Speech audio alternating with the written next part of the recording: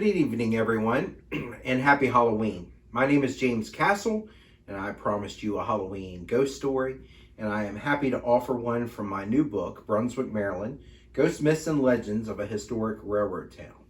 And I would like to read to you the story of the time the clock chimed 12. One Brunswick home that was used as a Civil War hospital after the Battle of Antietam-Sharpsburg is still standing today. In the 1970s, an elderly widow lived in the old home. It was her descendants who originally built the house and lived there during the Civil War. A local woman who lived just a few blocks away took on the dutiful task of checking on the frail octogenarian at least once a week. On one of these check-ins, the visiting woman was invited in for lunch. As the two ladies sat at the kitchen table discussing their weekly updates and enjoying cucumber sandwiches with hot tea, a grandfather clock deeply rang.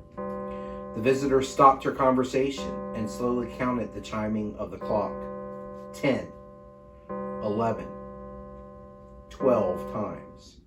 Looking down at her wristwatch, she confirmed that it was indeed noon. "What a lovely deep chime that grandfather clock has," said the visiting woman. The elderly homeowner, in the middle of a sip of tea, slowly swallowed and agreed. Shaking slightly more than usual, she answered, "It is, and it chimes often." She continued by saying, "But there is one issue with it, dear." She looked at the younger woman as she finished her thought, saying, "There is no clock that chimes in this house." Astonished at the statement, the guest asked if she could look around for a clock, and was even more baffled when, after visiting each room, not one chiming clock was found. It was 40 years later, when a new family was living in the same home, not knowing any of the previous paranormal activity there, reached out to me to discuss abnormal activity in the same house. No chiming clocks were reported this time, but the house did show signs of paranormal activity. A prevalent theme in these old local Civil War era homes is repeating sounds that take place daily or nightly as a residual haunting. These hauntings are not intelligent hauntings, meaning the spirits will not communicate with you. Instead, these spirits act as if they are on a repetitive timeline, reliving the same daily tasks, often mundane, they partook in when they were alive.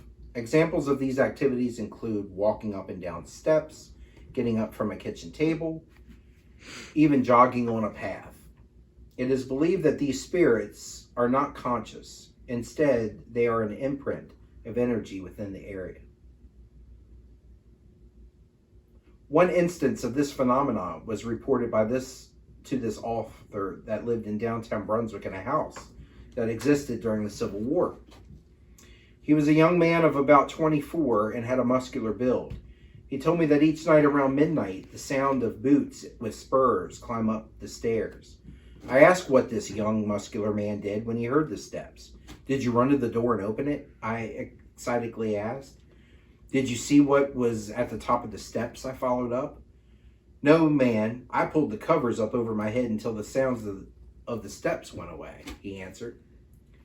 Did the horrible activity here during the Civil War leave an imprint on Brunswick's timeline? Are soldiers from the war still on duty here? Do they still camp here every night? Is the campfire smoke you smell really from the Brunswick campground, or the smoke from a campfire from so long ago? Are these soldiers trying to communicate with us, or are their souls just reliving their daily routines each day and night? Again, this was a story from Brunswick, Maryland, Ghosts, Myths, and Legends of a Historic Railroad Town, released today.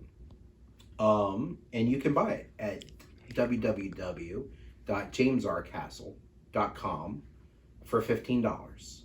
Thank you very much, and happy Halloween.